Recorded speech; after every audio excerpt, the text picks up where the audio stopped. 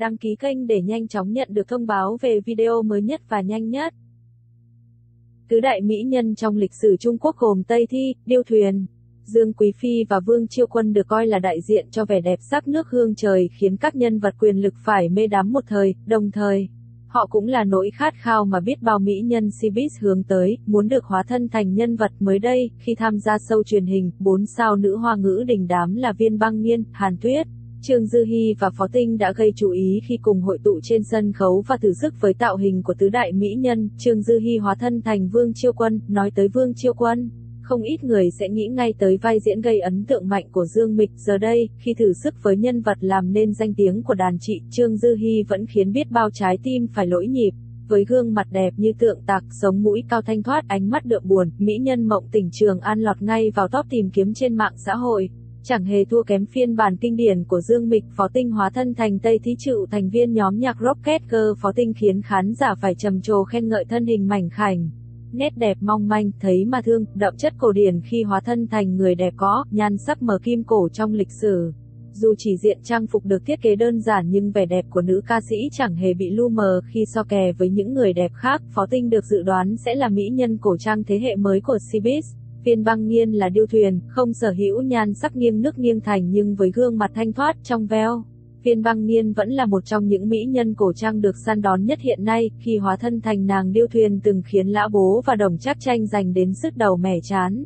Nữ diễn viên lưu ly mỹ nhân sắt chẳng hề khiến khán giả thất vọng với vẻ đẹp ngọt ngào, tươi tắn, đầy cuốn hút. Hàn Tuyết là Dương Quý Phi, với nhan sắc xinh đẹp không tì vết và khí chất cổ điển, thân thái hơn người, Hàn Tuyết khiến netizen choáng ngợp khi lắc mình thành Dương Quý Phi trong thời đại nhà Đường phồn hoa.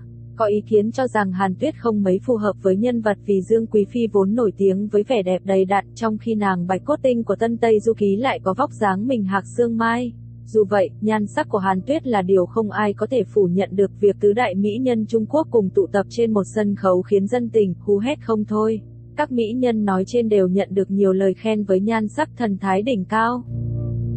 Chỉ trong một buổi chiều, cộng đồng mạng xứ Trung choáng ngợp trước những tin tức về Trịnh Sảng và chuyện cô nàng có con nhờ phương pháp đẻ thuê, mang thai hộ. Chiều này, dư luận Trung Quốc chấn động với tin tức Trịnh Sảng có 2 người con với bạn trai cũ Trương Hằng nhờ vào phương pháp mang thai hộ, đẻ thuê tại Mỹ. Sự việc bị vạch trần khi Trương Hằng đăng bài viết giải oan cho bản thân mình trước những tin đồn xấu về anh trong thời gian qua như đi vay nặng lãi, ôm nợ bỏ trốn sang Mỹ. Đồng thời tiết lộ chuyện đã có con. Những chuyện ồn ào nối tiếp nhau đã làm tiết lộ mẹ của 2 đứa trẻ là Trịnh Sảng. 2 đứa trẻ được ra đời với phương pháp đẻ thuê tại Mỹ. Không phải là thai song sinh mà cả hai thuê 2 người phụ nữ khác nhau và sinh ra trong khoảng thời gian gần kịch. Quyết định được đưa ra khi cặp đôi còn đang hạnh phúc, mặn nồng, thậm chí, theo một số thông tin bên lề, Trịnh Sảng đã kết hôn cùng với Trương Hằng và hiện tại cả hai đang làm thủ tục ly hôn. Theo trang Sohu, quyết định muốn có con bằng phương pháp này là theo ý của Trịnh Sảng vì cô không muốn mất dáng, ảnh hưởng sự nghiệp do sinh con. Nhưng khi cả hai xảy ra lục đục, cãi vã thì nữ diễn viên họ Trịnh lại đòi bỏ con. Thời điểm này, 2 sản phụ cũng đã mang thai 6 và 8 tháng. Chuyện này khiến Trương Hằng không đồng ý, còn Trịnh Sảng lại nhất quyết chối bỏ con. 2 đứa trẻ ra đời mà không có sự công nhận của người mẹ. Vì Trịnh Sảng không muốn nhận con nên cô không hề đứng ra ký giấy tờ thủ tục liên quan đến con nhỏ. Chuyện này khiến 2 đứa trẻ không thể làm hộ chiếu để trở về Trung Quốc, buộc phải ở tại Mỹ. Chính vì chuyện thiếu vắng chữ ký của Trịnh Sảng đã phát sinh những tin đồn gây choáng váng khác. Khi hàng loạt tin đồn bên lề được tung ra thì đến nay, Trịnh Sảng vẫn nhất mực im lặng. Nhưng cư dân mạng phát hiện ra một tài khoản Weibo được cho là tài khoản phụ của Trịnh Sảng đăng bài với caption, chia sẻ hình ảnh bên dưới là meme với dòng chữ: bạn thật là có cách làm tổn thương người khác. Ngoài ra còn kèm theo bình luận: đợi đấy. Vừa qua trang 163 đưa tin, tiếp theo diễn biến căng đét từ Dreamer. Trịnh Sảng có 2 đứa con chung với bạn trai cũ Trương Hằng. Một người bạn thân của CEO này đã chia sẻ đoạn ghi âm cho iPhone, tiết lộ tin tức độc quyền về cuộc tranh cãi giữa hai nhà trong việc quyết định số phận của 2 bé. Người hâm mộ sốc lên sốc xuống vì những tuyên bố rợn người của bố Trịnh Sảng cũng như nữ diễn viên.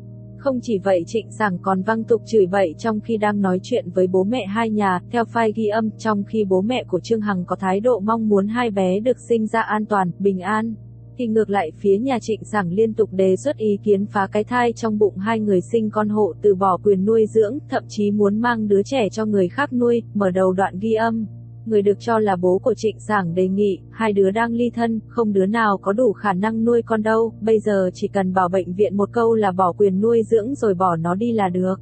Người được cho là bố của Trương Hằng lên tiếng, anh có biết ở Mỹ như thế là phạm pháp không? Bố của Trịnh Sảng vẫn cứng rắn, nói một câu thôi, hai đứa nhỏ này, không cần là không cần.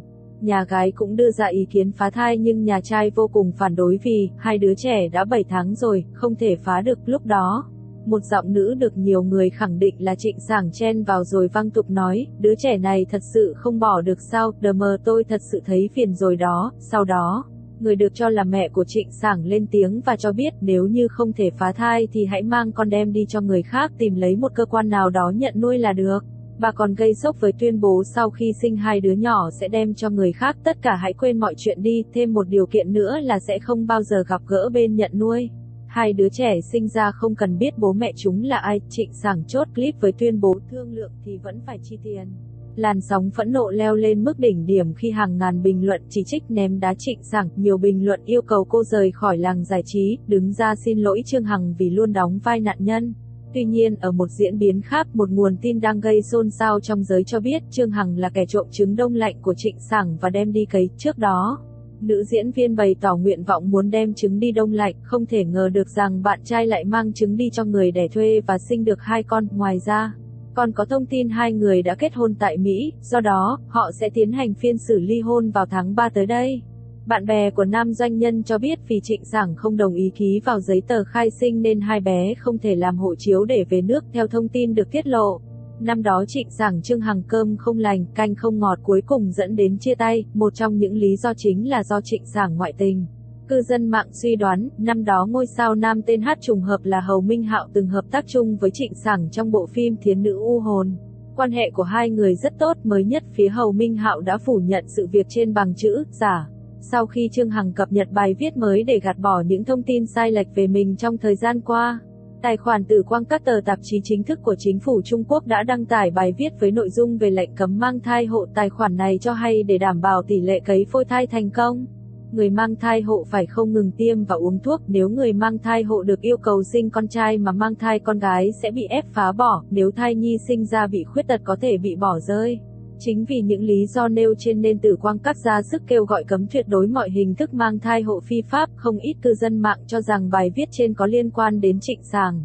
Họ cho rằng hành động của nữ diễn viên là không thỏa đáng và thậm chí có người còn kêu cô nàng rút chân khỏi làng showbiz. Hiện nay, có nhiều thông tin xoay quanh chuyện fan bự của Trịnh Sảng.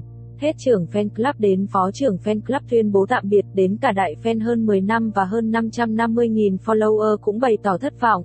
Không thể nào chấp nhận nổi chuyện đòi bỏ con và đưa người khác nuôi của Trịnh Sảng. Một đại fan LV11 đăng bài vào siêu thoại của Trịnh Sảng, bao năm nay, mọi người đều vì chị mà giấu bao nhiêu bí mật lớn nhất rồi cũng sẽ được đưa ra ánh sáng, hãy chờ xem, làm chuyện xấu rồi sẽ gặp báo ứng. Fan đừng tẩy thay chị ta nữa. Weibo tạp chí Harper Bazaar đem bài đăng liên quan Trịnh Sảng cài đặt thành chế độ một mình xem, chủ biên Bazaar còn đăng Weibo quá đáng sợ. Không chỉ vậy, cổ phiếu của Prada rơi rớt lẹt đẹt thảm hại, dân mạng còn khịa Prada rằng, nước mắt em rơi, trò chơi kết thúc vì Prada quá thơm. Trong khi Prada chỉ mới công bố Trịnh Sảng là đại diện khu vực Trung Quốc không bao lâu đã dính vào scandal rầm rộ thế này. Video hậu trường của Dương Dương và Địch Lệ Nhiệt Ba trong Em là niềm kiêu hãnh của anh đang khiến fan bấn loạn không thôi. Ngày 18 tháng 1, đoàn làm phim Em là niềm kiêu hãnh của anh đã nhá hàng một video hậu trường quay lại những phân cảnh vô cùng ngọt ngào của Vu Đô, Dương Dương và Kiều Tinh Tinh, Địch Lệ Nhiệt Ba. Chỉ trong hơn 2 phút ngắn ngủi, fan hâm mộ cũng đã no thính của cặp đôi chính Em là niềm kiêu hãnh của anh, Dương Dương và Địch Lệ Nhiệt Ba yêu nhau siêu ngọt trên phim. Nhiều phân đoạn gây thương nhớ của cả hai người, khiến fan nôn nóng đòi chiếu phim gấp cũng là điều dễ hiểu thôi. Những phân cảnh ngọt ngào của Vu Đồ và Kiều Tinh Tinh rải rác từ khi cả hai còn học cấp 3 cho đến khi trưởng thành, đa phần đều là những cảnh quay hai người mặt đối mặt dành cho nhau cái nhìn âu yếm. Người hâm mộ sau khi xem xong đã không chỉ dành nhiều lời khen cho chemistry giữa Dương Dương và Địch Lệ Nhiệt Ba mà còn có những lời khen cho visual không thể đùa được của cả hai. Không những thế, người hâm mộ còn tinh ý nhìn ra đoàn làm phim đã tiết kiệm chi phí bằng cách sử dụng poster của Địch Lệ Nhiệt Ba ngoài đời làm luôn poster cho nhân vật Vu Đồ. Em là niềm kiêu hãnh của anh được chuyển thể từ tiểu thuyết cùng tên của tác giả Cố Mạn. Bộ phim xoay quanh hai nhân vật là Vu Đồ và Kiều Tinh Tinh. Kiều Tinh Tinh là đại minh tinh nổi tiếng vạn người mê, đại diện cho một tựa game đình đám, Voodoo là nhân tài trong ngành hàng không, cũng là đại thần của game mà Kiều Tinh Tinh làm đại diện. Chính trò chơi này là cầu nối để đưa hai con người không quen không biết đến với nhau và yêu nhau. Sau khi giành chiến thắng giải kinh ông Hoàng và Queen, bà Hoàng tại đêm hội Weibo, Tiêu Chiến và Dương Tử được cho là đã có ngay một dự án phim tái hợp. Đó chính là Tướng môn độc hậu, hay Trùng sinh chi tướng môn độc hậu, lấy bối cảnh cổ trang, trùng sinh, thế nhưng màn tái hợp này của hai sao lớn đang khiến fan hoang mang vì vẫn còn không ít phim đang cất kho chưa định ngày công chiếu. Tướng môn độc hậu sau khi thắng giải kinh và Queen, cặp đôi sẽ tái hợp lần 2, sao Nam sẽ chủ động ở phiên 2, tức để tên xếp sau Dương Tử trong dự án. Dương Tử và Tiêu Chiến sẽ có bộ cổ trang đóng chung đầu tiên nếu xác nhận tham gia tướng môn độc hậu. Trước đó, đã có không ít tin đồn nam chính thuộc về Đặng Luân hay Vương Nhất Bác, còn nữ chính là Triệu Lệ Dĩnh. Giờ đây, dự án lại được lái sang cho Tiêu Chiến và Dương Tử làm không ít fan nghi ngờ. Một số khán giả không muốn tin, còn đòi nhà đài mau tung lịch chiếu Dư Sinh xin chỉ giáo nhiều hơn hay Đấu La Đại Lục. Một số bình luận khác từ fan, Dư Sinh của hai người còn chưa được chiếu đây này, Dương Tử thì đang bận quay phim nữ tâm lý sư nữa. Tiêu Chiến đắt sâu ghê. Nhưng phim quay xong rồi còn chưa chiếu thì nhận phim mới làm chi, được truyền thể từ bộ truyện cùng tên của tác giả Thiên Sơn Trà Khách. Tướng môn độc hậu kể về hành trình trọng sinh làm lại cuộc đời của Thẩm Diệu. Cô là con nhà tướng, tính tình trầm tĩnh, làm nhiều hơn nói. Cô đem lòng yêu Định Vương Phó Tu Nghi, nhưng chính mối nghiệt duyên này đã đẩy Thẩm gia rơi vào thảm cảnh. Thẩm Diệu bất chấp tất cả để được gả cho Định Vương và giúp chồng lên ngai vàng. Để rồi sau này bị chính hắn phản bội, đuổi khỏi hậu cung và ban lụa trắng. Thẩm Diệu sau khi chết đã trùng sinh về thời niên thiếu, cô mang trong mình mối thù phải trả với Phó Tu Nghi. Nhưng lại gặp gỡ và kết duyên với nam chính Tạ Cảnh Hành, anh sau này sẽ đăng cơ hoàng đế, giúp Thẩm Diệu báo thù và đưa cô lên làm hoàng hậu. Tiêu Chiến và Dương Tử đều là những minh tinh nổi đình nổi đám trong giới giải trí Hoa ngữ hiện nay, cả hai sở hữu giá trị nhan sắc cực cao, là King và Queen Weibo của 2 năm liên tiếp năm 2019 đến năm 2020. Trước đó, họ cũng từng hợp tác cùng nhau trong Dư Sinh, xin chỉ giáo nhiều hơn, phim được dự kiến sẽ công chiếu trong thời gian sắp tới. Nếu lần hợp tác này là thật, bạn có mong đợi không?